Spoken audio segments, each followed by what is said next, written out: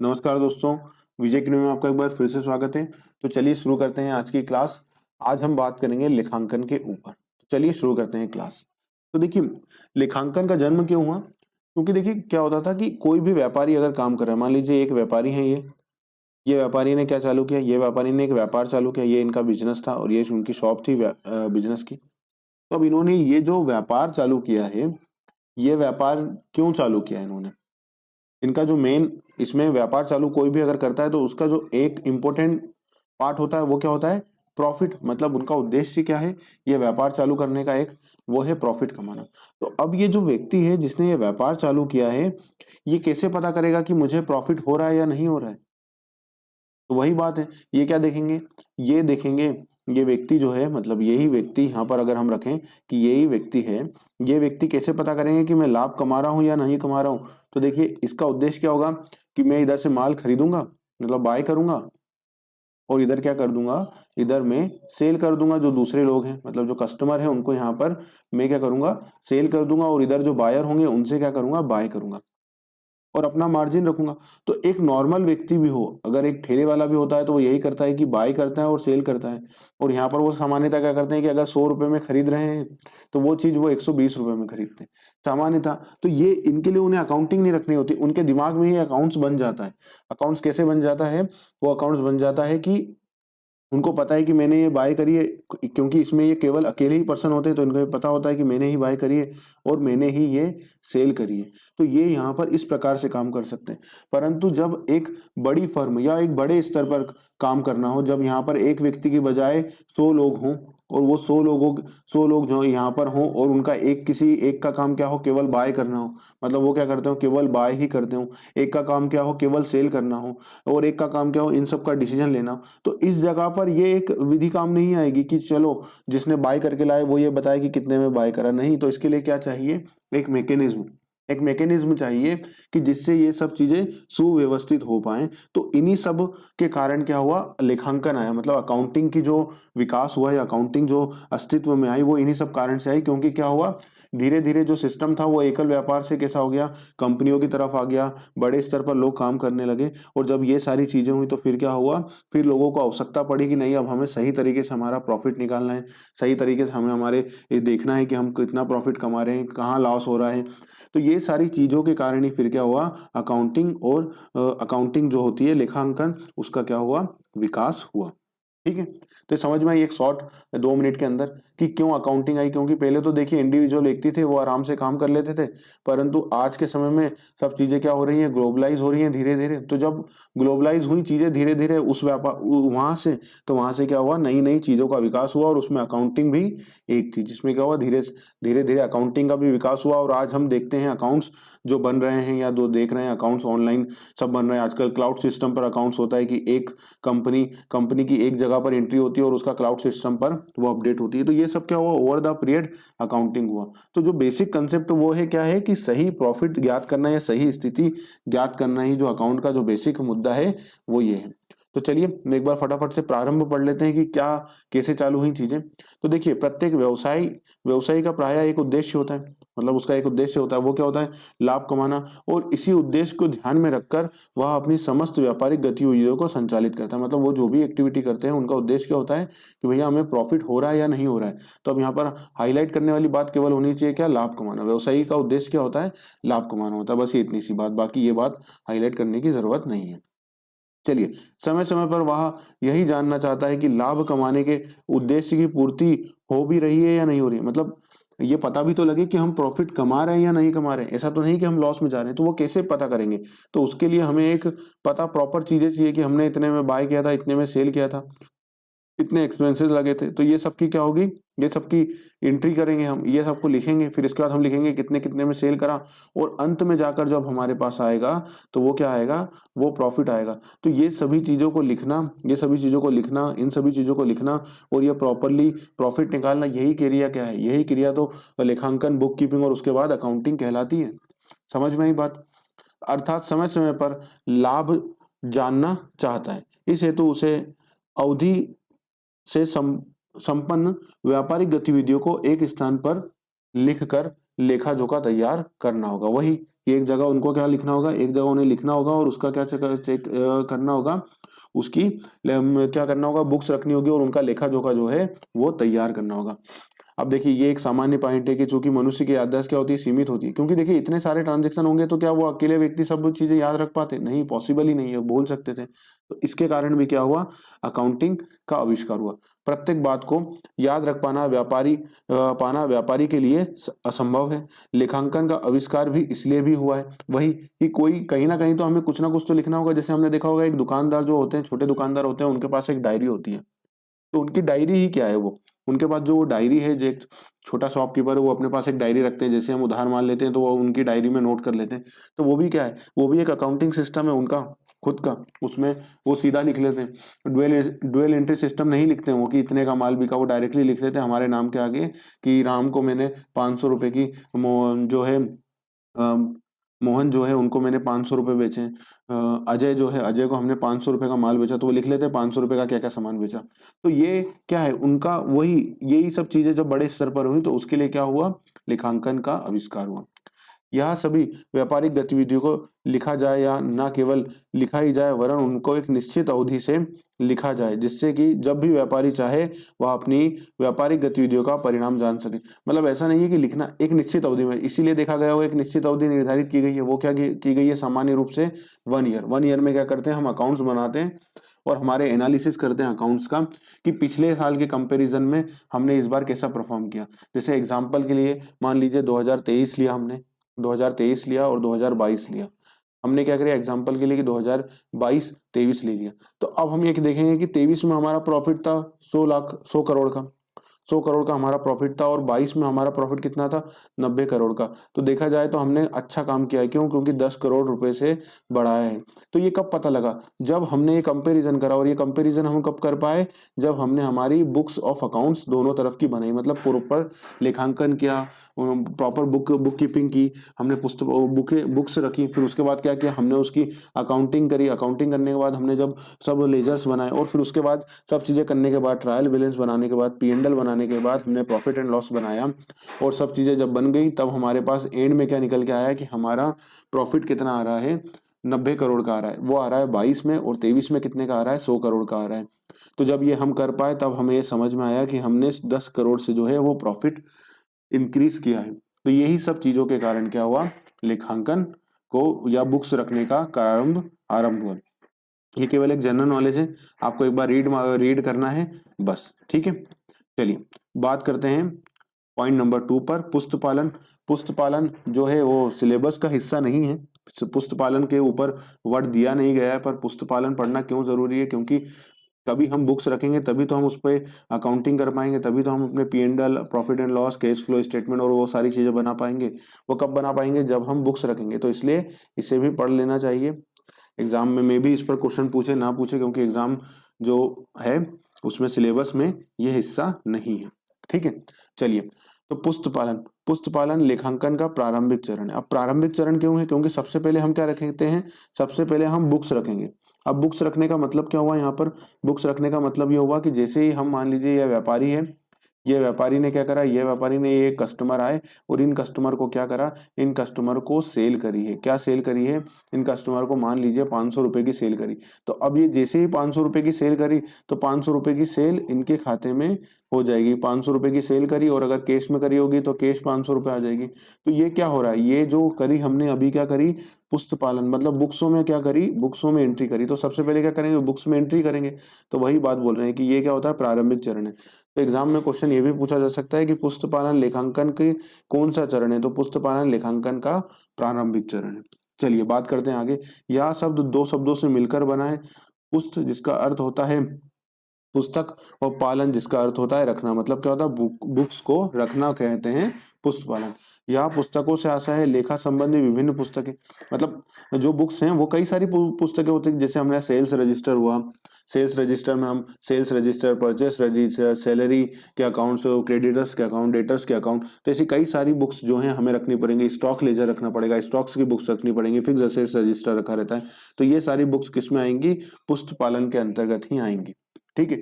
लेखा संबंधी विभिन्न पुस्तकें, बहियों और विभिन्न पत्र आदि से है। वही कि केस रजिस्टर हुआ, अपना फिक्स असेट्स रजिस्टर हुआ, क्रेडिटर्स के खाते हुए, डेटर्स के खाते हुए, सेल्स रजिस्टर, परचेस रजिस्टर, ये सारा। अब आज के समय में ये रजिस्टर हमें क्यों नहीं दिखते? क्योंकि सारी चीजें कहाँ आ गई हैं? सारी चीजें आ गई हैं अकाउंटिंग में। आजकल हम टेली, सेप अकाउंटिंग और कस्टमाइज सॉफ्टवेयर का यूज हर कंपनियां कर रही हैं, और उसमें क्या कर रही हैं? सब ऑनलाइन बना है, सब चीजें क्या हो रही है? सिस्टम के अंदर जा रही है, सब चीजें कहाँ आ रही है? कंप्यूटर में आ रही है। तो ये हमें मैनुअली अब कम देखने को मिलते हैं। कुछ कुछ जगह है जहाँ पर मैनुअली होता है, कुछ कुछ मैनुअली होता भी है, और साथ ही साथ वो क्या होता है? सिस्टम में भी होता है, फिजिकल भी होते हैं और सिस्टम भी होते हैं। अब जैसे फिक्स एसेट्स रजिस्टर है, फिक्स एसेट्स रजिस्टर बुक्स में भी बनता है, और उसके साथ ही साथ क्या होता है? उनका एक रजिस्टर भी रखा जाता है, क्योंकि उसमें सही कई सारी कॉपियां रखी जाती है। जैसे फिक्स एसेट्स है तो उसकी डीड, रजिस्ट्री डीड और वो सारे एग्रीमेंट भी उनके साथ रखे जाते हैं। तो वो दोनों चीजें होती हैं। ठीक है, रखना। बुक कीपिंग क्या है? रखने से आशा है, रखने से बल्कि सुव्यवस्थित ढंग से रखना है। सुव्यवस्थित ढंग से रखने का मतलब एक सिस्टमेटिक मैनर में रखना। सिस्टमेटिक मैनर में रखने का मतलब क्या होगा? कि जब हम एक प्रॉपरली सिस्टमेटिक मेथड में रखते हैं तो उससे बेनिफिट क्या होता है? कि भविष्य में जब हमको रेफरेंस किसी भी चीज का लगेगा तो हम क्या करेंगे? उसमें से उसे अच्छे से आइडेंटिफाई कर पाएंगे। इसीलिए जब बुक्स रखी जाती हैं तो उसमें नंबर सिस्टम रख दिया जाता है, कि बिल्स में भी एक नंबर जनरेट किया जाता है। और जब बहुत सारी आपके, अगर आप किसी कंपनी में गए होंगे या कहीं देखा होगा तो उसमें भी देखा होगा कि जो फाइल रूम होता है उसमें भी फाइलों के नंबर बने होते हैं, कि 1 2 3 4 5 6 ऐसी फाइलों के नंबर बन लगे होते हैं, और पूरी फाइलें जमी होती हैं। और उस फाइलों के अंदर जब एक फाइल को आप देखेंगे तो उस फाइल में भी एक सीरीज चलती है, कि यहाँ पर 1 से लेकर 100 तक के बिल इस फाइल में रखे हुए हैं। ये कौन सी फाइल है? ये फाइल परचेज बिल है, सेल बिल है। इस प्रकार का पूरा एक स्टोर रूम जिसे हम कहते हैं, फाइलिंग रूम, उसमें ये सब चीजें रखी होती है। तो सुव्यवस्थित रखने का मतलब क्या है? कि हमें, जैसे मान लीजिए 100 नंबर का बिल चाहिए, तो हम फाइल नंबर 1 में जाएंगे और वो भी फाइल उस रेक में जाएंगे और फाइल निकाल लेंगे। तो सुव्यवस्थित रखने का मतलब ऐसा है कि भविष्य में जब हमें जरूरत पड़े तो हम उसे देख पाए। समझने की बातें हैं। अभी जब मुझे लगेगा कि ये नोट कर लेना चाहिए तो आप जरूर से नोट कर लीजिएगा। ठीक है, चलिए आगे बात करते हैं। अतः पुस्तक पालन से आशा है विभिन्न लेखा और पुस्तकों को एक निश्चित अवधि से रखना, जिससे कि वर्ष के अंत में हम क्या कर सके? व्यापारिक परिणामों की जानकारी आसानी से मिल सके। मतलब हम क्या करेंगे? बुक्स रखेंगे। जब हम बुक्स रख लेंगे तो फिर हम क्या करेंगे? जब बाद में फाइनल अकाउंट बनाएंगे, मतलब प्रॉफिट एंड लॉस अकाउंट और बैलेंस शीट बनाएंगे जब हम लास्ट में, तो हमें उनसे क्या हो जाएगा? उनसे हमें ये निकल जाएगा कि हमारा नेट प्रॉफिट क्या आ रहा है। और नेट प्रॉफिट निकलने का बेनिफिट क्या होगा? नेट प्रॉफिट या जो भी हमारा आएगा नेट प्रॉफिट, नेट लॉस, उससे हमें पता लग जाएगा कि हमारी वर्ष में पोजीशन क्या है। मतलब हमने पिछले साल से अच्छा काम करा है, हमने पिछले साल से खराब काम करा है, या हमने बहुत अच्छा काम करा है, या हमें कहाँ सुधार की जरूरत है। ये सारी चीजें हमें कब पता लगेंगी? जब हम अपनी बुक्स प्रॉपरली मेंटेन करेंगे। ठीक है, तो उसी से पता लग पाएगी। जैसे हमारे एग्जाम्पल देखा था कि अगर कोई 90 करोड़ कमाने के बाद इस वर्ष उसने 2023 में 100 करोड़ कमाए हैं। अगर एग्जाम्पल के लिए 2022 में उसने 100 करोड़ कमाए हैं, और 23 में 100 करोड़ कमाए हैं, और 22 में 90 करोड़ कमाए हैं, तो 10 करोड़ का जो प्रॉफिट इंक्रीमेंट हुआ है वो किस वजह से हुआ है? कब पता लग पाया? जब हमने दोनों ही सालों को कंपेयर किया। और इन दोनों ही सालों को कब कंपेयर कर पाए? जब इनकी बुक्स हमने जो है प्रॉपरली मेंटेन की थी। समझ में आई बात? चलिए, तो ये पुस्तक पालन का एक मैंने दो आपको एक जरा सा क्रक्स दिया था, ताकि आपको समझ में आए कि बुक्स पुस्तक पालन में होता है क्या है, बुक कीपिंग हम क्यों करते हैं। तो इसलिए अब लेखांकन का डेवलपमेंट ऑफ अकाउंटिंग मैंने इसलिए दिया है कि मे भी इससे क्वेश्चन आपसे पूछा जाए, तो इसलिए आपको पता होना चाहिए। तो इसलिए हमने इस पॉइंट को रखा है कि इसमें से मे भी क्वेश्चन एग्जामिनर से पूछ सकता है, तो आपको पता होना चाहिए। चलिए, चाणक्य द्वारा लिखी गई पुस्तक अर्थशास्त्र क्या है? अर्थशास्त्र है, जिसमें लेखांकन के संबंध में होने वाले व्यवहारों को कैसे रखा जाए उसका वर्णन किया गया था। तो ये भी आप ध्यान रख सकते हैं कि चाणक्य द्वारा कौन सी पुस्तक लिखी गई थी? अर्थशास्त्र। उसके अंदर लेखांकन व्यवहारों के संबंध में उन्होंने बात कही थी। दूसरा जो इंपॉर्टेंट पॉइंट है वो ये है, मैंने उसको डार्क भी कर रखा है, इसलिए जहां जहां मुझे लगा है कि ये तो आपको पूरा जितना आपको पढ़ सकते हैं उतना तो पढ़ना। जो हाईलाइटेड कराते हैं या जो हम लिखवाते हैं वो तो आपको पढ़ना ही है, और जितना हो सके आप पढ़ें अपने एंड से भी। ठीक है, वर्तमान में संपूर्ण विश्व में कौन सी प्रणाली अपनाई जाती है? दोहरा लेखा प्रणाली। और दोहरा लेखा प्रणाली कैसी प्रणाली है? एक अंग्रेजी प्रणाली है। दोहरा लेखा प्रणाली का जन्म इटली में कब हुआ था? 15वीं शताब्दी के अंत में हुआ था। तो दोहरा लेखा प्रणाली का जन्म कहाँ हुआ था? तो इटली में हुआ था। दोहरा लेखा प्रणाली कैसी प्रणाली है? तो एक पूर्ण वैज्ञानिक प्रणाली है। ठीक है, आधुनिक दोहरा लेखा प्रणाली का उद्गम कब हुआ था? 1494 में इटली के वेनिस नगर के गणितज्ञ कौन थे? गणितज्ञ लुकास पेसियोली द्वारा लिखित पुस्तक। अब इन्होंने एक पुस्तक लिखी थी जिस जिस जो किस भाषा में लिखी गई थी, तो जो लैटिन भाषा में लिखी गई थी, इससे माना जाता है। दी कंपासेट स्क्रिप्चर से माना जाता है, दी कंपासेट स्क्रिप्चर से ये माना जाता है, कंपासेट स्क्रिप्चर से इसका माना जाता है। तो ये ध्यान रखिएगा, मे भी क्वेश्चन एग्जामिनर पूछे तो आपको पता होना चाहिए। और ये सबसे ज्यादा ये भी बात ध्यान रखिएगा कि किस भाषा में लिखी गई थी, लैटिन भाषा में लिखी गई थी। ठीक है, एग्जाम में ये भी क्वेश्चन आपसे पूछ सकते हैं, तो आपको पता होना चाहिए। सर्वप्रथम दोहरा लेखा प्रणाली के सिद्धांत को बताया था, और इसमें कब बताया गया था? सबसे पहली बार इसके अंदर ही दोहरा लेखा प्रणाली के सिद्धांतों को बताया गया था। इसलिए दोहरा लेखा प्रणाली के जनक किसे माना जाता है? दोहरा लेखा प्रणाली के जनक माना जाता है लुकास पेसियोली को माना जाता है। ठीक है, ये बात ध्यान रखिएगा, एग्जाम में क्वेश्चन पूछे तो आपको पता होना चाहिए और आप सही करके आए। दूसरी, इन्होंने एक और पुस्तक लिखी थी, कौन सी पुस्तक? अंकगणित और रेखा अंकगणित, है ना, पूर्वालोकन। ये इन्होंने एक पुस्तक लिखी थी, अंकगणित और रेखा अंकगणित पूर्वावलोकन के अंश। इसे भी किसने लिखा था? तो इसे भी लिखा था लुकास पेसियोली द्वारा ही। और इस पुस्तक में उन्होंने, है ना, डेबिट और क्रेडिट शब्द का प्रयोग किया था। तो एग्जाम में पूछ सकते हैं कि डेबिट और क्रेडिट शब्द का प्रयोग किस पुस्तक में सर्वप्रथम किया गया था? तो आपको पता होना चाहिए कि अंकगणित और रेखा अंकगणित पूर्वावलोकन के अंश के अंतर्गत ये किया गया था। ठीक है, और जो पुस्तक लुकास पेसियोली ने लिखी थी, मतलब ये वाली जो पुस्तक लिखी थी, ये वाली पुस्तक किस भाषा में लिखी गई थी? तो ये लिखी गई थी लैटिन भाषा में। और इसका अंग्रेजी अनुवाद किया गया था ह्यूज ओल्ड केसिल के द्वारा। कब किया गया था? 1543 में लंदन में किया गया था। ठीक है, सन 1795 में एडवर्ड जोन्स द्वारा दोहरा लेखा प्रणाली पर अंग्रेजी पुस्तक लिखी गई थी, और उसका नाम क्या था? The English system of book keeping. ठीक है, ये पुस्तक के नाम से इन्होंने पुस्तक लिखी थी। तो ये भी आपको याद रखिएगा, ध्यान रखिएगा, एग्जाम में क्वेश्चन पूछे तो आपको पता हो। ठीक है, तो जो जो मुझे लगा कि ये आपको पता होना चाहिए, तो वो भी आप ध्यान रखिएगा। और आपको भी कोई सा पॉइंट ऐसा लगता है अपने एंड से, तो वो भी जरूर रखिएगा। जो पॉइंट मुझे लगेगा मैं आपके से जरूर लेकर के आऊंगा। देखिए, जे आर बॉटली बॉय के अनुसार क्या होता है? जे आर बॉटली बॉय ने क्या कहा है कि देखिए, व्यावसायिक लेन देनों को, मतलब जो बिजनेस ट्रांजैक्शन होते हैं, व्यावसायिक लेन देनों को लेखा पुस्तकों में दर्ज करने की कला को ही क्या कहते हैं? पुस्तपालन कहा जाता है, या पुस्तपालन है। ठीक है, और एक जो पॉइंट आपको ध्यान रखना है, ये वाला पॉइंट रखना है, और इसको तो आईएमपी नोट कर लीजिएगा वापस से। ये 2018 में आपसे पूछा गया था क्वेश्चन, फिर भी मुझे लगता है कि वापस से क्वेश्चन पूछा जाएगा। ये क्वेश्चन ऐसा है जो ऑलवेज आईएमपी है, तो आपको ध्यान रखिएगा। 1971 में किसकी स्थापना हुई थी? The American institute of certified public accountant. ठीक है, अकाउंटेंट्स। और इसका शॉर्ट फॉर्म ये देखिए क्या है? AICPA। तो देखिए, कई बार क्या होगा, ये लिख करके आपसे इसका फुल फॉर्म भी पूछ सकते हैं, तो आपको पता होना चाहिए। और institute of chartered accountant of India, जो सीए बनाते हैं, मतलब जिनसे जो सीए आप देखते होंगे, सीए जो बनते हैं, तो वो किसके अंदर काम करते हैं? तो वो आईसीआई के अंडर में ही काम करते हैं। इनके रेगुलेशन और इनके द्वारा जो कोड ऑफ कंडक्ट और जो एग्जामें दी जाती है उसको पास करते हैं, फिर वो सीए बनते हैं। और इनके कोड ऑफ कंडक्ट किसके पालन करते हैं? तो आईसीएआई के। तो इसका फुल फॉर्म भी आपको पता होना चाहिए। शॉर्ट फॉर्म क्या है? ICAI, institute of chartered accountant of India, इसका नाम है। और ये क्या करते हैं? जो अकाउंटिंग स्टैंडर्ड, लेखा प्रमापों के निर्धारण, इसका काम करते हैं। लेखा प्रमाप मतलब निर्धारण, उनको जारी करने का काम भी कौन करता है? आईसीएआई करता है। तो ये आपको पता होना चाहिए। चलिए, तो ये पॉइंट आपको पूरा समझ में आया। आ जाए फटाफट से दूसरे पॉइंट पर। तो अकाउंटेंसी। अब अकाउंटेंसी क्या होता है? तो देखिए, अकाउंटेंसी जो, अगर हम सिंपल मीनिंग देखें ना अकाउंटेंसी का, तो अकाउंटेंसी का मतलब ये होता है कि हमने बुक्स बना ली। अब उस बुक्स को हमको ये देखना है कि उस बुक से हम क्या कर रहे हैं, उस बुक से हम डिसीजन लें, उस बुक का हम क्या करें, उस बुक का हम एनालिसिस करें, उस बुक से हम ये देखें कि हमें भविष्य में क्या हमारी प्लानिंग करनी है। ये सारा काम जब हम करते हैं, उस बुक से हम क्या करते हैं, हम ये एनालिसिस करते हैं, डिसीजन लेते हैं, एनालिसिस करते हैं, उससे प्लानिंग करते हैं, भविष्य में प्रॉफिट जो निकलते हैं उसके एनालिसिस करते हैं। तो ये सारा काम जब हम करते हैं तो उसको क्या कहा जाता है? अकाउंटेंसी कहा जाता है।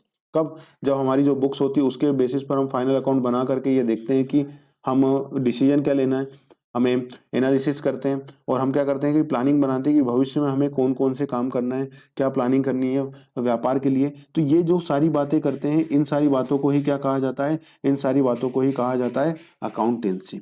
ठीक है, क्या कि जब हम बुक्स बनाएं और उस बुक से हम क्या करें, फाइनल अकाउंट बनाएं, फाइनल अकाउंट बना करके हम उस पर क्या ले, डिसीजन लें, उनका एनालिसिस करें, भविष्य की प्लानिंग या फ्यूचर पॉलिसीज बनाएं। तो वो सारी चीजें जब की जाती हैं तो उसे ही अकाउंटेंसी कहा जाता है। ठीक है, चलिए तो फटाफट से पढ़ लेते हैं कि लेखांकन एक विश्लेषणात्मक कार्य है। कौन सा कार्य है? लेखांकन एक विश्लेषणात्मक कार्य है। तो ये क्वेश्चन पूछ सकते हैं कि कैसा कार्य है लेखांकन, तो आपको पता होना चाहिए। यदि व्यापारिक यदि पुस्तपालन व्यापारिक गतिविधियों को विस्तार पूर्वक दैनिक आधार पर लिखता है। मतलब पुस्तपालन बुक कीपिंग में होता क्या है, बुक कीपिंग में मैंने आपको एग्जांपल दिया ही था कि देखिए बुक कीपिंग में होता क्या है कि जैसे ही हमने 500 रुपए की सेल करी, जैसे ही हमने एक ट्रांजेक्शन करा, उसकी उसी समय हम क्या करते हैं, एंट्री कर देते हैं। तो वो क्या होता है, डे बाय डे होता है। जैसे ही सेल होता है, जैसे ही परचेस होता है, जैसे ही कोई पार्टी को पेमेंट करा हमने, जैसे ही कोई बिल आया, उसका खर्चा आया, तो वैसे ही उसकी एंट्री हो जाती है। तो वो सारी दैनिक गतिविधियां किसमें होती हैं, पुस्तपालन में होती है। पर जब हमको एनालिसिस करना हो, हमको समझना हो कि हम प्रॉफिट कमा रहे या नहीं करे जाते, तो जो एनालिसिस का काम किया जाता है उसको अगर हम कहें तो उसे क्या कहा जाएगा, अकाउंटेंसी। लेखा कर्म वार्षिक आधार पर होता है। अब वार्षिक आधार पर क्यों होता है, क्योंकि हम अपने ये सारे काम कब करते हैं, प्रॉफिट निकालना और उस पर फिर डिसीजन लेना, ये सारे काम नॉर्मली क्या करते हैं हम, नॉर्मली जो है अगर इसकी साइकिल देखी जाए तो वो क्या होती है, वार्षिक आधार पर होती है। पर ऐसा जरूरी नहीं कि वार्षिक आधार पर ही होती है। क्यों? क्योंकि हमने देखा है कि जो लिस्टेड कंपनियां होती हैं, क्या होती हैं, जो लिस्टेड कंपनी होती है। अब लिस्टेड कंपनियों का मतलब क्या होता है, लिस्टेड कंपनियों का मतलब ये होता है कि जिनके शेयर स्टॉक एक्सचेंज में लिस्टेड होते हैं, स्टॉक एक्सचेंज में लिस्टेड होता है। और स्टॉक एक्सचेंज जैसे बॉम्बे स्टॉक एक्सचेंज या नेशनल स्टॉक एक्सचेंज, जैसे बॉम्बे स्टॉक एक्सचेंज को कहा जाता है बीएससी और नेशनल स्टॉक एक्सचेंज को कहा जाता है एनएससी। ठीक है, बीएससी और एनएससी, बीएससी और एनएससी, बॉम्बे स्टॉक एक्सचेंज और नेशनल स्टॉक एक्सचेंज। तो जो कंपनियों के शेयर किस पर लिस्ट हो, इन दोनों पर लिस्ट हो, तो उसे क्या कहा जाता है, लिस्टेड कंपनी। तब लिस्टेड कंपनी को क्या होता है कि लिस्टेड कंपनी को हर 3 महीने में अपने जो रिजल्ट्स हैं वो इन दोनों जगह पर फाइल करने पड़ते हैं। मतलब वो जहां पर लिस्ट है उनको वहां फाइल करने पड़ते हैं। ये ऐसा क्यों करना पड़ता है, क्योंकि इनके ऊपर एक बैठा है सेबी, ठीक है, security exchange board of India, ठीक है, सेबी जिसे कहा जाता है। तो ये सेबी ने रिक्वायरमेंट रखी है कि जो भी कंपनियां लिस्टेड हैं वो ये काम करें। ठीक है, ये बात ध्यान रखिएगा। सेबी, इसका फुल फॉर्म पूछ लिया था आपके एग्जाम में 2018 में, सेबी के ऊपर ही फुल फॉर्म पूछा गया था सेबी का। सेबी क्या होता है, तो security exchange board of India. BSc क्या होता है, बॉम्बे स्टॉक एक्सचेंज। और एनएससी क्या होता है, नेशनल स्टॉक एक्सचेंज। चलिए, तो ये वार्षिक आधार पर हम निकाल रहे हैं। हम वापस से आ जाते हैं अपने पॉइंट पर कि वार्षिक आधार पर। और अन्य सामयिक अधिकार, मतलब अन्य कोई सा टाइम हो उसके आधार पर। तो जैसे अभी हमारे एग्जांपल में क्या है कि अगर कोई लिस्टेड कंपनी है तो वो कितने महीने में करेगी, वो 3 महीने में बनाएंगी। ठीक है, उन गतिविधियों को क्या करना, संक्षिप्त करना, सार गर्भित करना, मतलब उनका पूरा निकालना, समराइज करना कि समराइज करना। और परिणात्मक मूलन बनाने की विधि है। परिणाम मूलक विधि बनाने की मतलब, परिणाम मूलक मतलब हम उसके आधार पर क्या ले सके, डिसीजन ले सके। डिसीजन कैसा ले सके, जैसे जैसे देखिए, जैसे डिसीजन कैसा ले सके कि वही वाला एग्जांपल है कि हमारे कितने थे, 90 करोड़ का प्रॉफिट था, अब कितने का हो गया, 100 करोड़ का प्रॉफिट हो गया। तो हम ये देखेंगे कि हमारा प्रॉफिट 10 करोड़ से बढ़ा तो कैसे बढ़ा है। अगर सब कुछ चीजें सेम थी और हमारा 10 करोड़ से प्रॉफिट बढ़ा तो ये अच्छी बात है। तो हमने पिछले साल, मतलब इस साल से लेकर के ये साल तक हमने ऐसा क्या करा है, तो हम ये पाएंगे कि भैया हमने ये करा था कि पिछले साल हमने उतना बोनस नहीं दिया था। इस बार हमने जब बोनस अच्छा दिया तो एम्प्लॉय ने बहुत ईमानदारी से काम करा।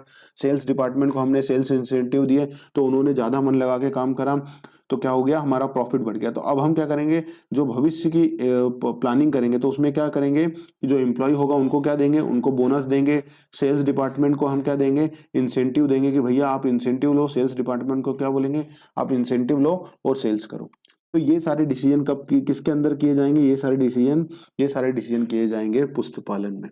चलिए फटाफट से पढ़ते हैं। इसके अंतर्गत अंतिम खाते बनाना, कोष प्रवाह विवरण, फंड फ्लो स्टेटमेंट और कैश फ्लो स्टेटमेंट तैयार करना होता है। Preparation of final account, fund flow and cash flow statement. और अंतिम खातों का विश्लेषण, मतलब अंतिम खाते जो हमारे बन जाते हैं फाइनल अकाउंट, उनका क्या करना, एनालिसिस करना और उनका क्या करना, प्रेजेंटेशन और पब्लिकेशन करना। प्रेजेंटेशन मतलब क्या होता है, जब कोई कंपनी अपने अकाउंट्स कहाँ रखे, बोर्ड ऑफ जनरल मीटिंग में रखे, तो उसे क्या कहा जाता है, प्रेजेंटेशन करना। और जब वो क्या करती है, आम जनता के लिए अपनी वेबसाइट पर या जैसे सेबी के द्वारा नेशनल स्टॉक एक्सचेंज या बॉम्बे स्टॉक एक्सचेंज को देते हैं, तो उसका क्या करते हैं, पब्लिश करते हैं कि देख लीजिए ये हमने पब्लिश किया है, आप हमारा कार्यकलाप देख सकते हैं।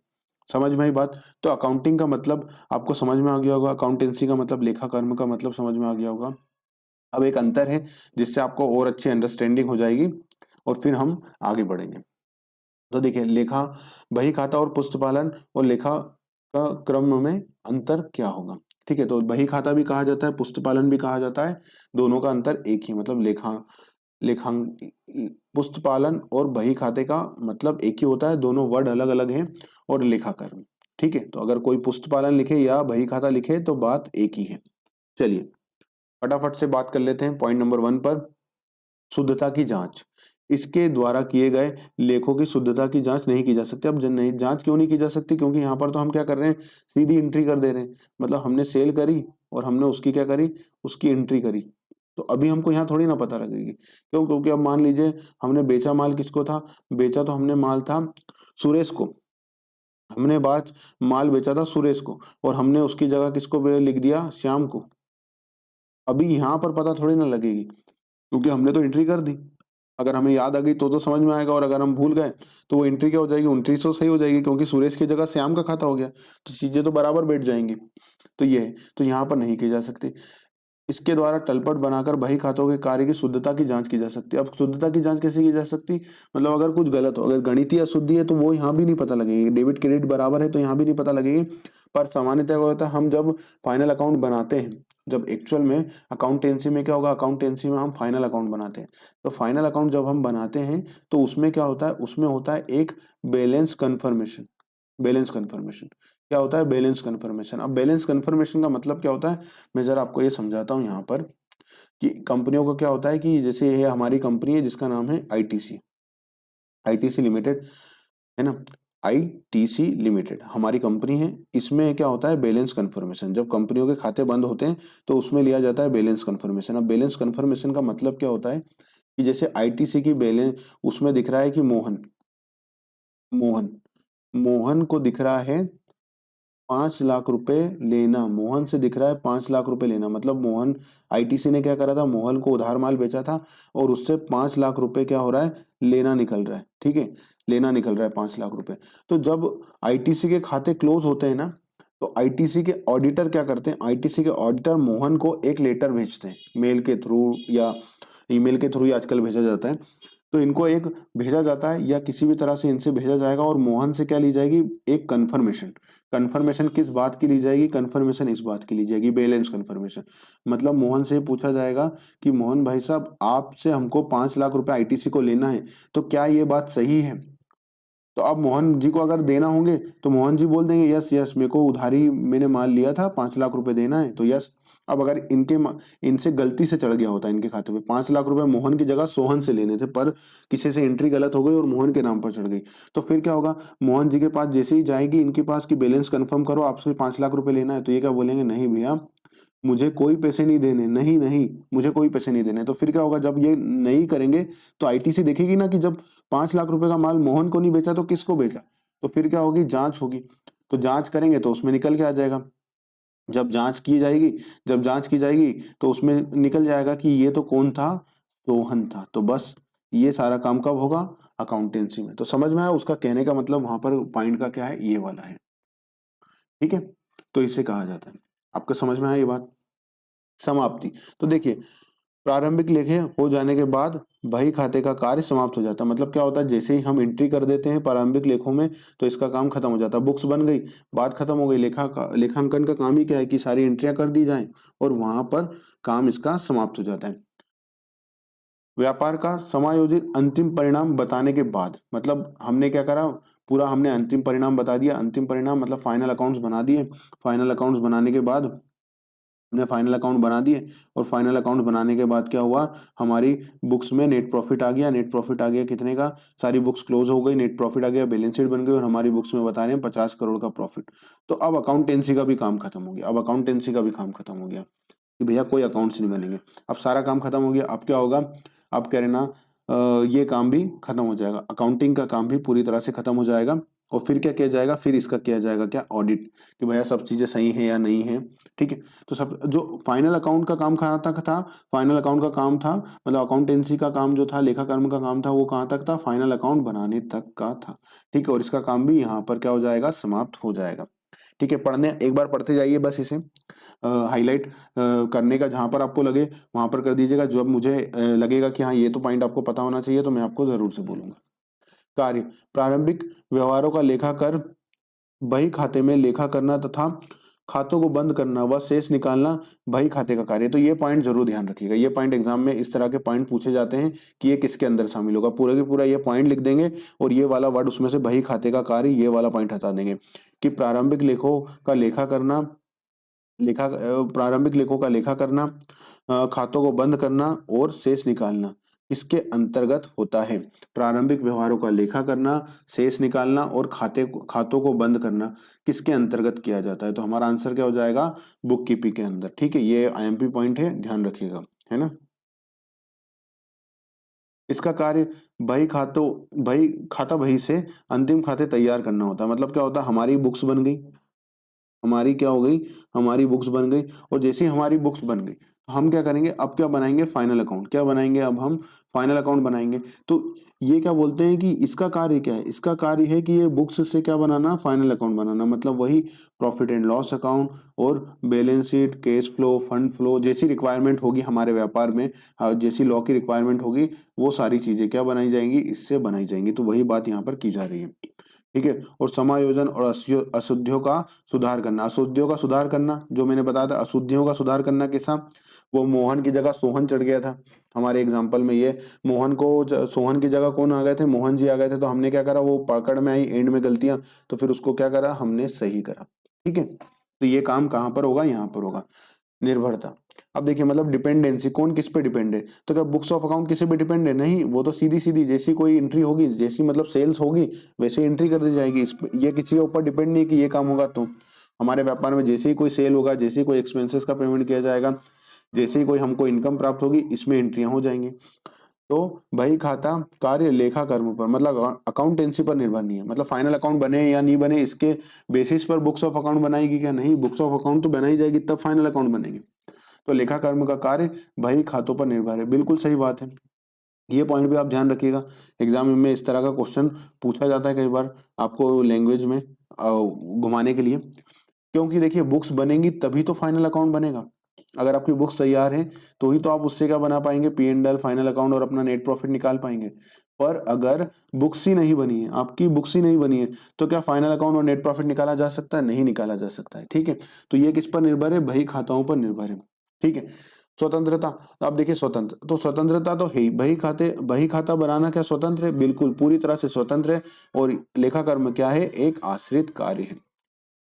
विशिष्ट ज्ञान, अब बुक्स बनाने के लिए कोई विशिष्ट ज्ञान थोड़ी ना चाहिए, क्यों, उतना विशिष्ट ज्ञान नहीं चाहिए। मतलब अगर आप एक सामान्य व्यक्ति को, थोड़े पढ़े लिखे व्यक्ति को समझा देंगे कि ये एंट्री ऐसे की जानी है, तो सामान्यतः वो संभाल लेंगे और वो कर लेंगे, सामान्यतः वो कर लेंगे।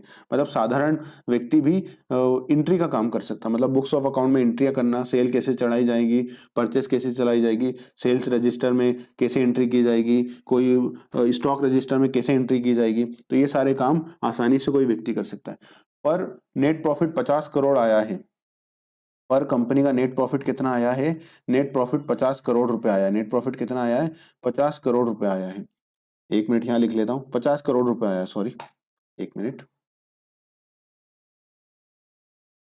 नेट प्रॉफिट कितना आया है, 50 करोड़ रुपए आया है। तो ये 50 करोड़ रुपए भविष्य में कंपनी को कितना इन्वेस्टमेंट करना चाहिए और कौन कौन से व्यापार कर सकती है, क्या एक सामान्य व्यक्ति इस पर निर्णय ले सकता है, नहीं। इसके लिए क्या चाहिए, कोई स्पेशल व्यक्ति चाहिए जो इस काम में माहिर हो, जो इस काम को बहुत अच्छे से कर सकता हो।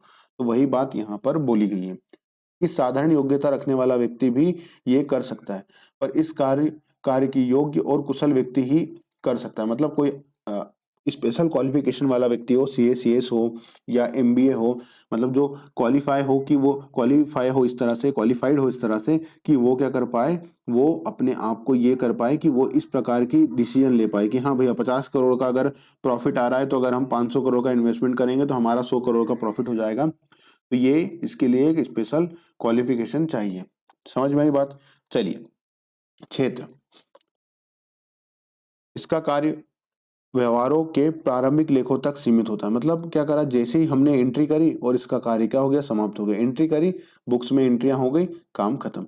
इसका कार्य पुस्तकों में लिखे गए प्रारंभिक लेखों का क्या करना होता है, विश्लेषण करना होता है। वही एनालिसिस करना होता है कि 50 करोड़ का प्रॉफिट हुआ है तो अब हमें आगे क्या करना है, विश्लेषण।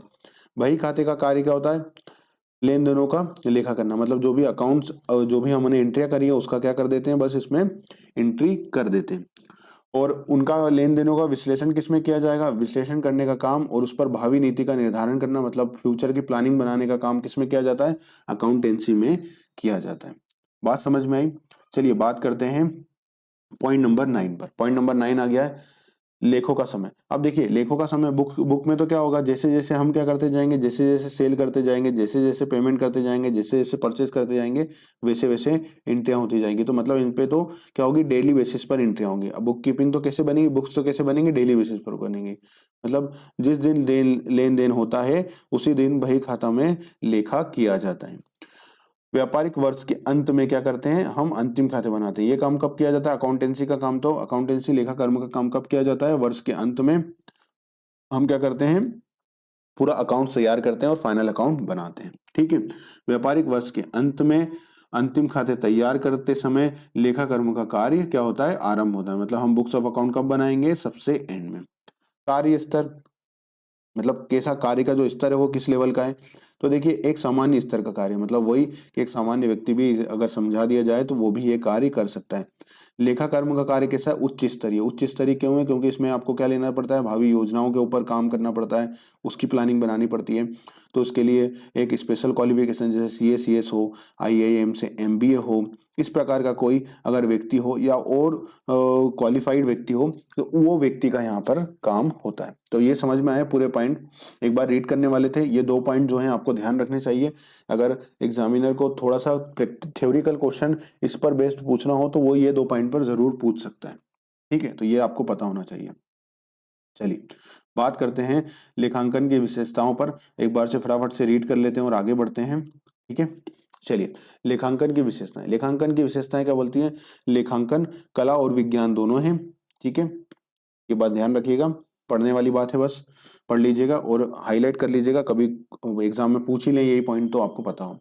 इसमें केवल मौद्रिक और वित्तीय प्रकृति के व्यवहारों का ही लेखा किया जाता है। अब मतलब मौद्रिक और वित्तीय प्रवृत्ति का देखिए अकाउंटिंग का मतलब ही क्या है, अकाउंट्स में हम क्या करेंगे, एंट्रियां करेंगे। तो एंट्रियां किनकी करेंगे, जिनमें हमारी क्या हुआ है, मनी से मेजर हुई है। मतलब अगर उसमें पैसे लगे हैं तो ही हम उसकी एंट्री करेंगे, तो ही हम एंट्री करेंगे। मनी में मेजर होता है तो ही हम एंट्री करते हैं। जैसे एग्जांपल के लिए मान लीजिए आपने एक व्यापारी ने डोनेशन दिया। एक व्यापारी ने क्या किया, ये व्यापारी थे, इन्होंने डोनेशन दिया। एक किसको दिया, एक स्टूडेंट को, जो क्या था, बहुत गरीब था, उसके पास पैसे नहीं थे। मतलब वो पढ़ने में और सब काम में अच्छा था, पर उसके पास पैसे नहीं थे कि वो एक जो भर्ती एग्जाम निकली थी उसके 500 रुपये भर पाए। मतलब वो इतना गरीब था कि उसके पास 500 रुपये भी नहीं थे, पर वो पढ़ने अढ़ने में सब अच्छा था। उसने बुक्स भी लोगों से मांग करके कर ली, या जैसे भी उसको मिल गई सहायता और उसने कर ली, पर उसके पास अब ये 500 रुपये नहीं थे, तो उसने नहीं कर पा रहा था। तो अब व्यापारी ने क्या करा, व्यापारी ने दान दिया। दान कितने का दिया, 500 रुपए का स्टूडेंट को दान दिया कि ठीक है बेटा, तुम ये पैसे मुझसे ले जाओ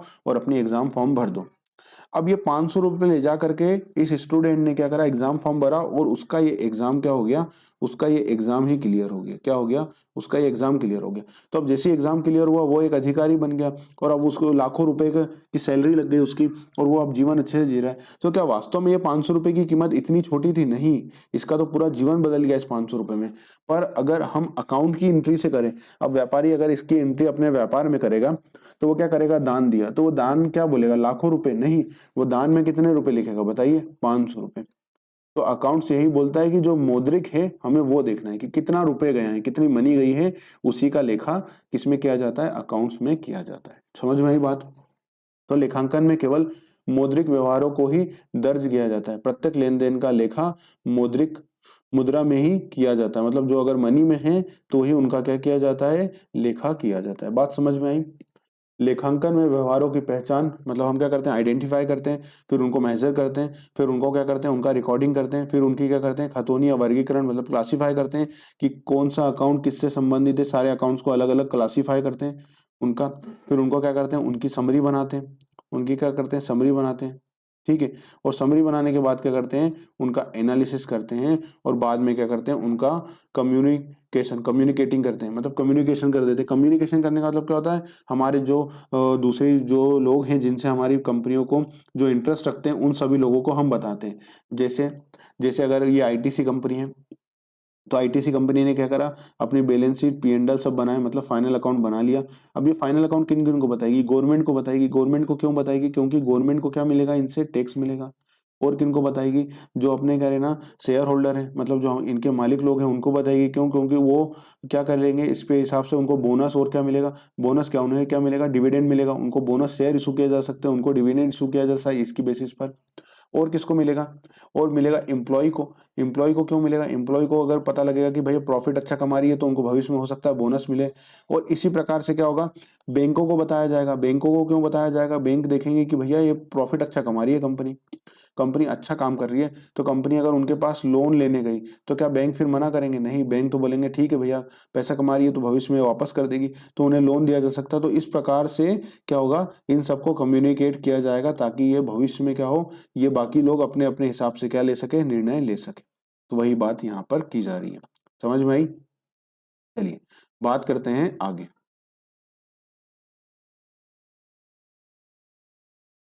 यह वित्तीय सारांश बनाने और विश्लेषण करने का क्या है, विज्ञान है। क्या है ये, वित्तीय सारांश बनाने और विश्लेषण करने का विज्ञान है। इस बात को थोड़ा सा आप हाईलाइट कर सकते हैं। चलिए, इसमें कुछ निश्चित सिद्धांतों को अपनाया जा सकता है। बिल्कुल, अकाउंट में कुछ निश्चित सिद्धांत बनाए जा सकते हैं कि भैया बैलेंस शीट ऐसे ही बनेगी। और उनमें अगर वो बैलेंस शीट में क्या है, असेट्स हैं तो असेट्स को क्या दिखाया जाएगा, हिस्टोरिकल कॉस्ट पे दिखाया जाएगा। स्टॉक्स है तो उसको मार्केट वैल्यू और cost whichever is lower, NRV और cost whichever is lower जिसे कहते हैं, उस सिद्धांतों पर अपनाया जाएगा। तो हर चीज क्या होता है, जब बुक्स बनाई जाती है, अकाउंटिंग लेखांकन अकाउंटेंसी की जाती है, तो उनका क्या होता है, एक निश्चित सिद्धांत होता है। ठीक है। और इनकी एक निश्चित अवधि होती है। जैसे अभी क्या है, निश्चित अवधि 1 वर्ष। तो उसके हर 1 वर्ष में ये बनाया जा सकता है। क्यों, क्योंकि देखिए अगर 1 वर्ष में बनाएंगे तो उसका बेनिफिट क्या होगा, एक निश्चित अवधि होगी। तो देखिए 2022 में भी 1 वर्ष का प्रॉफिट था, 2023 में भी 1 वर्ष का प्रॉफिट था, 2024 में भी 1 वर्ष का प्रॉफिट था। तो अब हम क्या करेंगे, सभी जगह क्या है, 1-1 वर्ष का प्रॉफिट है। तो अब मान लीजिए यहाँ पर 100 करोड़ का प्रॉफिट है, यहाँ पर 120 करोड़ का प्रॉफिट है, यहाँ पर 130 करोड़ का प्रॉफिट है। तो हम देखेंगे तो क्या पाएंगे कि देखिए कंपनी क्या कर रही है, कंपनी हर वर्ष क्या कर रही है, ग्रोथ कर रही है, कंपनी अच्छा परफॉर्म कर रही है। तो ये कब पॉसिबल हो पाएगा, जब ये यहाँ पर 1 वर्ष होगा। अब अगर हम 1 वर्ष नहीं रखते, यहाँ पर डेढ़ वर्ष रखते हैं, यहाँ पर 2.5 रखते हैं, यहाँ पर 2 वर्ष रखते हैं, तो क्या हम इनका एनालिसिस या इनके आधार पर हम अपने निर्णय ले पाते, नहीं ले पाते, क्योंकि ये क्या है, इनका एक बेस नहीं है सही से। ठीक है, बात समझ में आई। तो चलिए बात करते हैं अगले पॉइंट पर कि लेखा कार्य करने हेतु निर्धारित पुस्तकों का प्रयोग किया जाता है। मतलब हम क्या करते हैं, जो पुस्तकें निर्धारित कर लेते हैं, सारी बुक्स बना लेते हैं और उनके आधार पर क्या करते हैं, इसका कार्य किया जाता है। लेखांकन का उपयोग किसी भी व्यक्ति संस्था द्वारा किया जा सकता है जहां मौद्रिक व्यवहार होते हैं। मतलब कोई भी व्यक्ति भी कर सकता है, एक सामान्य व्यक्ति भी। आजकल हम देखते हैं कि जो स्टोर वाले हैं, जो दुकान वाले हैं, वो भी क्या करते हैं, टेली में अपने अकाउंट्स रखते हैं, बुक्स कंप्यूटर में अपने अकाउंट्स रखते हैं। तो वो भी रख सकते हैं। क्यों, क्योंकि उनका व्यवहार भी किसमें हो रहा है, मौद्रिक में। मतलब वो अपनी सुविधाओं के अनुसार कोई भी संस्था या व्यक्ति भी क्या कर सकता है, रख सकता है। लेखांकन द्वारा नीति निर्धारकों को वित्तीय निष्कर्षों से अवगत कराया जा सकता है। मतलब जो क्या करते हैं, जो पॉलिसी मेकर होते हैं, जो नीति निर्धारकों मतलब जो पॉलिसी मेकर होते हैं, उनको ये बताया जाता है कि भैया कंपनी की फाइनेंशियल पोजीशन इतनी है, कंपनी 100 करोड़ 50 करोड़ का प्रॉफिट कमा रही है। तो अब जो बिजनेस ओनर होंगे या जो डायरेक्टर होंगे या जो मैनेजरल पोस्ट पर होंगे, जो टॉप टॉप पीपल होंगे कंपनी में या उस ऑर्गेनाइजेशन में, वो अब इसके आधार पे क्या लेंगे, अपने डिसीजन लेंगे, अपनी पॉलिसी बनाएंगे कि हमें भविष्य में क्या करना है, ये इस पर डिसीजन लिया जाएगा। बात समझ में आई। चलिए बात करते हैं क्वेश्चन पॉइंट नंबर 10 पर। लेखांकन को व्यापार की भाषा के रूप में जाना जाता है। और लेखांकन को किस भाषा के रूप में जाना जाता है, तो व्यापार की भाषा के रूप में जाना जाता है। ठीक है, पॉइंट नंबर 11 पर बात करते हैं कि लेखांकन के द्वारा परिणात्मक सूचनाओं भी उपलब्ध कराई जा सकती है। परिणात्मक सूचनाएं उपलब्ध कराई जा सकती है मतलब कैसी, 50 करोड़ का प्रॉफिट। अब इस पर हम क्या करेंगे, इसके आधार पर हम क्या निर्णय लेंगे कि हमें अब परिणाम मिल गए कि भैया प्रॉफिट कमा रही है कंपनी, कंपनी का प्रॉफिट इतना है। तो अब इस आधार पर हम क्या करेंगे, इस आधार पर हमारे डिसीजन लेंगे। किसके डिसीजन लेंगे, भविष्य के डिसीजन लेंगे। हर एक व्यक्ति जो कंपनी से अटैच में होगा या उस ऑर्गेनाइजेशन से संबंधित होगा, वो अपने अपने प्रकार से, अपने अपनी सुविधा के लिए, अपने अपने प्रकार से क्या लेगा, डिसीजन लेगा कि हाँ भाई हमें इस कंपनी में प्रॉफिट शेयर में पैसे लगाऊं नहीं लगाऊं। कंपनी को बैंक को ये लगेगा कि हाँ 50 करोड़ के प्रॉफिट पर मैं इनको कितना लोन दे सकती हूँ। तो हर व्यक्ति क्या करेगा, इनके जो प्रॉफिट हैं, जो सूचनाएं हैं, उनके आधार पर अपने निर्णय लेगा। चलिए बात करते हैं अगले पॉइंट पर। जो दिया गया है वो है पुस्तपालन और लेखा कर्म के उद्देश्य। पुस्तपालन और लेखा कर्म के उद्देश्य क्या हैं, ये पूछा गया। चलिए तो लेखांकन और पुस्तपालन के जो है, पुस्तपालन और लेखा कर्म के हम क्या पढ़ेंगे, अब उद्देश्य पढ़ेंगे कि मतलब जो बुक कीपिंग है और जो अकाउंटेंसी है उसके क्या क्या ऑब्जेक्टिव है, क्यों रखी जाती है, इनका उद्देश्य क्या है, सब चीजों का। तो उनको एक एक करके हम फटाफट से पढ़ लेते हैं। तो चलिए पॉइंट नंबर 1 जो आ रहा है वो क्या आ रहा है कि त्रुटियों का ज्ञान। अब त्रुटियों का ज्ञान मतलब क्या होता है कि जो भी त्रुटियां होती हैं, जो हमने देखा था, एग्जांपल मैंने दिया था कि बैलेंस कन्फर्मेशन, तो उससे हमें क्या होता है कि त्रुटियों का ज्ञान लग जाता है। मतलब क्या होता है कि हमें पता लग जाता है बैलेंस कन्फर्मेशन अगर हम नहीं लेते तो हमें ये ज्ञान ही नहीं हो पाता कि कोई हमारे अकाउंट्स में गलतियां हैं। तो इस प्रकार से क्या होता है, बुक कीपिंग और लेखा कर्म की व्यवस्था से क्या होता है कि जो भी ट्रांजेक्शन होते हैं, जो भी सेल और परचेस के ट्रांजेक्शन होते हैं, उसमें क्या हो जाती है, त्रुटियों का हमें ज्ञान हो जाता है। ठीक है, जो मैंने आपको बताया था पूरा एग्जाम्पल, तो इसलिए अब मैं वापस से वो एग्जाम्पल नहीं दे रहा हूँ। ये एग्जाम्पल हमने जो समझा था ये वाला, इस एग्जाम्पल से हमको समझ में आ गया था कि मोहन को वो सेल नहीं की गई थी, वो सेल किसको की गई थी, वो सेल की गई थी सोहन को, और गलती से किसके खातों में चढ़ गई थी, मोहन के। तो वो पता कैसे लगा, जब हमने बुक कीपिंग करने के बाद उसकी अकाउंटेंसी लेखा कर्म किया तो हमें ये बात पता लगी। तो वही त्रुटियों का ज्ञान इससे हो जाता है। तो बही खाता एवं लेखा कर्म की व्यवस्था से लेन देन से लेखे व लेन देनों में होने वाली त्रुटियों को क्या किया जा सकता है, ज्ञात किया जा सकता है। बात समझ में आई। चलिए तो आप बस ये इतना सही नोट कर सकते हैं, पॉइंट पर ही हाईलाइट कर लीजिएगा ओनली, त्रुटियों का ज्ञान, बाकी हाईलाइट करने की आवश्यकता नहीं है, इतना ही हाईलाइट कर लीजिएगा। दूसरा बात करते हैं, क्या हो जाएगा, कैश इन हैंड और कैसेट बैंक। अब जब हम बुक्स ऑफ अकाउंट प्रॉपर्ली बनाएंगे तो हमें ये पता लग जाएगा कि हमारे कैश इन हैंड कितना है, कैश इन बैंक कितना है। क्यों, क्योंकि अब हम अपनी बुक्स बनाएंगे तो यहाँ पर हम क्या बनाएंगे, केस अकाउंट बना लेंगे। अब हमारी बुक्स बन रही है तो हमारी केस अकाउंट बना रहेगा, तो हमें पता लग जाएगा कि भैया ये चीजें हैं, खर्चे कितने हुए हैं, इनकम कितनी हुई है, सारी चीजें आ जाएंगी और हमारे पास एंड में क्या आ जाएगा, उसका क्लोजिंग बैलेंस निकल जाएगा कि भैया क्लोजिंग बैलेंस कितना है। ये सारी बातें पता लग जाएंगी। तो वो कब पता लग पाएंगी, जब हमारे पास क्या होगा, जब हम बुक्स ऑफ अकाउंट बनाएंगे और तब हमें ये सारी पता लगेंगे। इसे हमारा बैंक का लोन, बैंक में ओडी कितनी बची है। जैसे मान लीजिए हमारी ओपनिंग कितनी थी, ओपनिंग थी हमारी 50,000 रुपए की ओपनिंग, क्या थी, ओपनिंग कैश बैलेंस था। ओपनिंग कैश बैलेंस 50,000 का था। अब हमने 10,000 की क्या करी, सेल करी, तो हमारा 10,000 से केस बढ़ गया। फिर हमने क्या करा, 5,000 का पेमेंट करा तो वो घट गया। फिर हमने 40,000 का माल खरीदा, ठीक है, तो वो घट गया। तो देखेंगे तो फिर हमारे एंड में क्या आ जाएगा, हमारे एंड में निकल जाएगा, हमारे एंड में क्या आ जाएगा कि 15,000 का हमारा क्लोजिंग बैलेंस निकला। तो जब ये क्लोजिंग बैलेंस निकलेगा, ये कैसे निकलेगा, ये जब निकलेगा जब हम क्या रखेंगे, बुक्स ऑफ अकाउंट रखेंगे। बात समझ में आई। तो वही बात ये बोल रहा है कि बुक कीपिंग से यह ज्ञात हो जाता है कि व्यापारी के पास निश्चित तिथि को, मतलब उस दिन जिस दिन वो यह देख रहा है, क्योंकि क्यों निश्चित तिथि को पता लग जाएगा, जैसे आज की डेट को उसको देखना है तो उसे कैसे पता लग जाएगा, क्योंकि देखिए वो क्या कर रहा है, डेली बेसिस पर क्या कर रहे हैं, जैसे ही लेखा कर्म होता है तो उसमें डेली बेसिस पर अकाउंटिंग एंट्री होती है, डेली बेसिस पर एंट्री होती है। तो डेली बेसिस पर हमारे पास कैश बैलेंस, बैंक बैलेंस मिल जाएगा कि उसके पास कितनी कैश इन हैंड है और कितना रोकड़ बैंक में जमा है, या कितना ओवरड्राफ्ट ले रखा है। अगर बैंक से उन्होंने ओडी ले रखी है तो कितनी ओवरड्राफ्ट की स्थिति है वो भी उन्हें उस दिन पता लग जाएगी। बात समझ में आई। पॉइंट नंबर 3 पर बात करते हैं कि अंतिम स्कंद का ज्ञान। अब ऐसे ही हम क्या करेंगे कि डेली बेसिस पर एंट्री करेंगे तो हमको क्लोजिंग स्टॉक का भी ज्ञान हो जाएगा। क्यों, क्योंकि मान लीजिए हमारे पास ओपनिंग स्टॉक 100 था, हमने इस वर्ष बाय करी, कितनी बाय करी, 120 बाय करी अभी तक, और हमने सेल कितनी कर दी, 150 कर दी है। कितनी सेल कर दी है, 150 कर दी है। तो अब हमें पता लग जाएगा कि आज की डेट में हमारे पास कितनी बची है, आज की डेट में हमारे पास केवल 70 ही बची हुई है।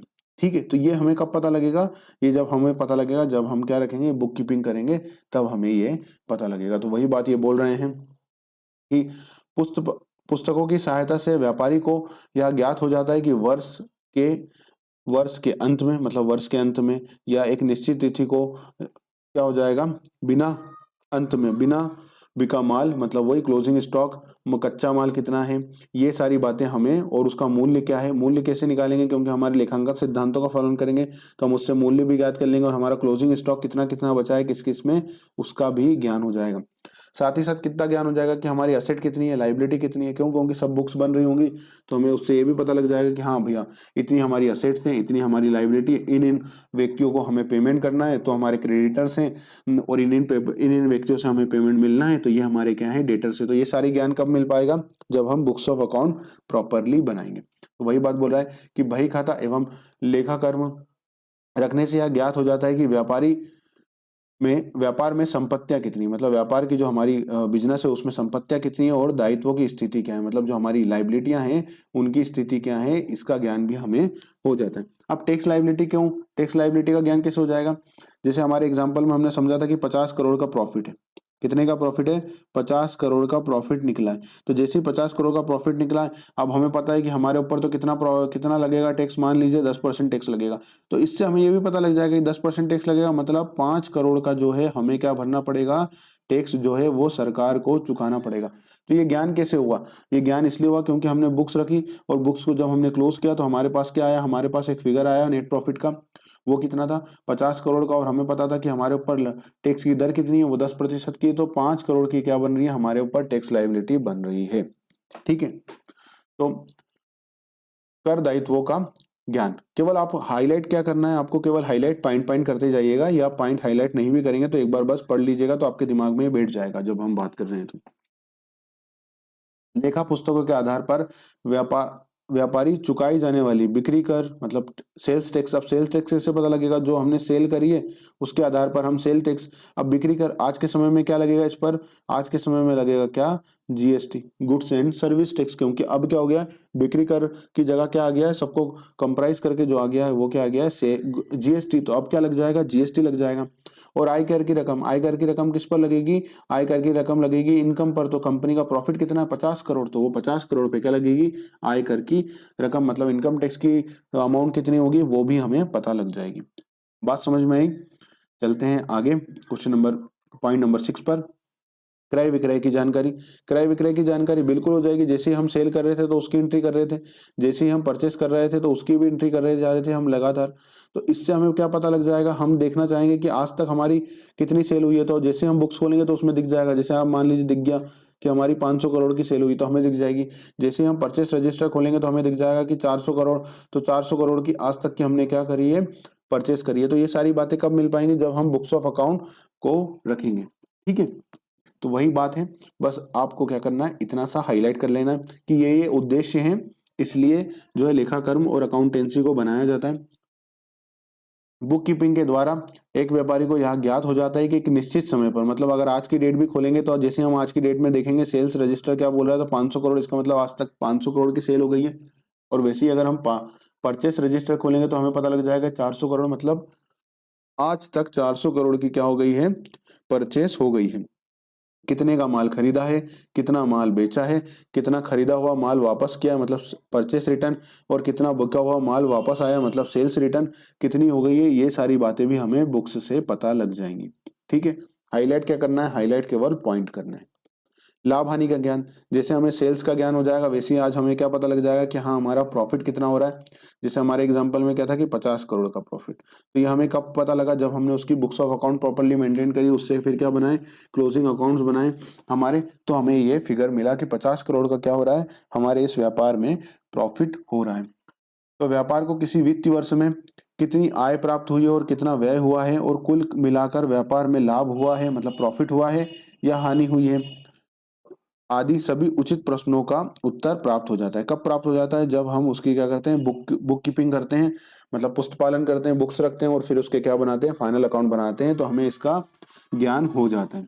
चलिए बात करते हैं क्वेश्चन पॉइंट नंबर 8 पर, पूंजी का ज्ञान। अब हमने क्या करा था, व्यापार जब चालू किया था तो हमने कैपिटल लगाई थी, तो वो कैपिटल तो कब लगाई थी, जब व्यापार ऑन करा था। तो आज उस कैपिटल क्या हुई है, कैपिटल बड़ी है मतलब प्रॉफिट होने से कैपिटल बढ़ी है कि लॉस हो गया हमको, तो उससे नुकसान हो गया। शुरू में जब हम लाए थे तब तो हमारी कैपिटल कितनी थी, 50 लाख की थी।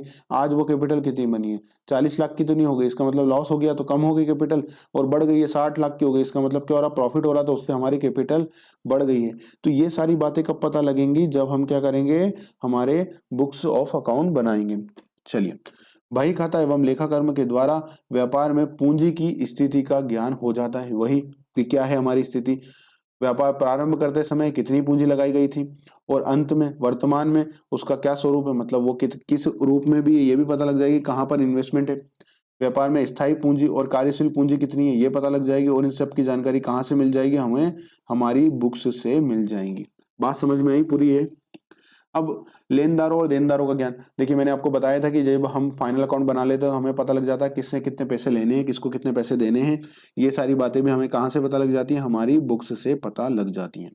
ठीक है, तो चलिए फटाफट से पढ़ लेते हैं इसे। कौन कौन व्यक्ति, मतलब व्यापारी, फर्म और संस्थाएं रकम के क्या है, लेनदार है, मतलब जिनको क्या लेना है हमको, जिनको पैसे देना है, जिनको हमें पैसे देना है, लेनदार हमारे जो क्रेडिटर्स हैं। और कब कब और कितनी रकम चुकानी है, ये पता लग जाता है। मतलब क्या होता है कि सबसे एक ड्यू डेट रहती है ना, कि हम बोलते हैं किसी से हम से उधार माल लेके आते हैं, उधार माल, ये तो परचेस सेल हो गई, हम जिनसे बाय करते हैं, जिनसे हम क्या करते हैं, बाय करते हैं। तो बाय करते समय हम बोलते हैं कि भैया हम 15 दिन बाद देंगे, 1 महीने बाद देंगे। हर हर व्यक्ति का क्या होता है, क्रेडिट पीरियड अलग अलग होता है, तो उस हिसाब से हमें पता ये भी लग जाएगा कि किसको कितने पैसे देने हैं और कब कब देना है। मतलब आज की तारीख में किसको कितने पैसे देने हैं पता लग गया, जैसे मान लीजिए 50,000 रुपए देना है। कल की तारीख में कितने लोग हैं और उनको कितने पैसे देना है, मान लीजिए 10,000 रुपए। तो ये सब कैसे पता लगेगा, हमें हमारी बुक्स से पता लगेगा। तो ये जारी जानकारी कहाँ से मिलती है, बही खाताओं से प्राप्त होती है। और वित्तीय स्थिति का ज्ञान, फाइनेंशियल पोजीशन, कंपनी किस स्थिति में, उसकी फाइनेंशियल पोजीशन क्या है, ये भी कब पता लगेगी, जब कंपनियों के बुक्स ऑफ अकाउंट प्रॉपरली बनेंगे। बही खाता एवं लेखा कर्म रखने से एक व्यापारी को अपनी वास्तविक वित्तीय स्थिति का क्या हो जाता है, ज्ञान हो जाता है। मतलब उसे पता लग जाता है कि आज मैं किस स्थिति में हूँ, भविष्य में मैं क्या क्या प्लानिंग कर सकता हूँ। कब वो डिसाइड कर पाएगा, जब उसे आज अपनी स्थिति पता होगी। इसका आधार, इसी के आधार पर वह अपनी व्यापार की उन्नति और अवनति को जान सकता है। मतलब हमारी व्यापार प्रोग्रेस कर रहा है या डिक्लाइन हो रहा है, उसमें वो ऊपर जा रहा है या वो नीचे जा रहा है, वो कब पता लग पाएगा, जब वो अपनी अकाउंट्स को प्रॉपरली बनाएगा। समझ में आया उद्देश्यों को। अब देखिए इसके बाद हमें पढ़ना है लेखांकन के सिद्धांत, और इसके बाद पढ़ाऊंगा मैं कंसेप्ट। तो ये दोनों ही चीजें अब आईएमपी हैं, क्योंकि देखिए कंसेप्ट से क्वेश्चन ऑलवेज आता है। अगर अकाउंट्स की एग्जाम है तो कंसेप्ट पर जरूर एक क्वेश्चन एग्जामिनर पूछेगा, और मुझे उम्मीद है कि कम से कम 2 से 3 क्वेश्चन, 2 से 3 क्वेश्चन इस चैप्टर से मिनिमम आएंगे, बेयर मिनिमम क्वेश्चन आएंगे। और जहां तक मुझे लगता है इस एग्जाम में, आपकी एग्जाम में, तो आपकी एग्जाम में कम से कम यहाँ से 4 क्वेश्चन पूछे जा सकते हैं। ठीक है, 4 क्वेश्चन यहाँ से पूछे जा सकते हैं। तो अच्छे से प्रिपेयर करके जाइएगा। पूरा लेखांकन के सिद्धांतों से क्वेश्चन आने के पूरे चांसेस है। और इसके बाद जो कंसेप्ट है तो कंसेप्ट से तो 1-2 क्वेश्चन मिनिमम आएंगे, कंसेप्ट से 2 क्वेश्चन तो मिनिमम आएंगे। तो इसके पे इस बार अगली क्लास में मैं क्या पढ़ाने वाला हूँ, लेखांकन के सिद्धांत फटाफट से। और उसके बाद हम क्या पढ़ेंगे, उसके बाद पढ़ेंगे हम कंसेप्ट। तो कंसेप्ट से आपके 2 से 3 नंबर के क्वेश्चन जरूर पूछे जाएंगे, ये बात ध्यान रखिएगा। 2 से 3 नंबर के क्वेश्चन जरूर पूछे जाएंगे, तो वो आपको आना ही चाहिए। वहां से एक क्वेश्चन कंसेप्ट पर तो एग्जामिनर जरूर क्वेश्चन पूछेगा, इसके बगैर पेपर ही सेट नहीं होगा आपका, कंसेप्ट के बगैर क्वेश्चन के। कंसेप्ट से इतना इंपॉर्टेंट टॉपिक है कंसेप्ट, कि वहां से 1 से 2 नंबर के क्वेश्चन बगैर आपका पेपर ही सेट नहीं होगा। मतलब मिनिमम बेयर मिनिमम 2 क्वेश्चन वहां से आने हैं। ठीक है, तो उस पर बात करेंगे। तो इस वीडियो में इतना ही। चलिए मिलते हैं अगले वीडियो में, तब तक के लिए अपना ख्याल रखिएगा। नमस्कार।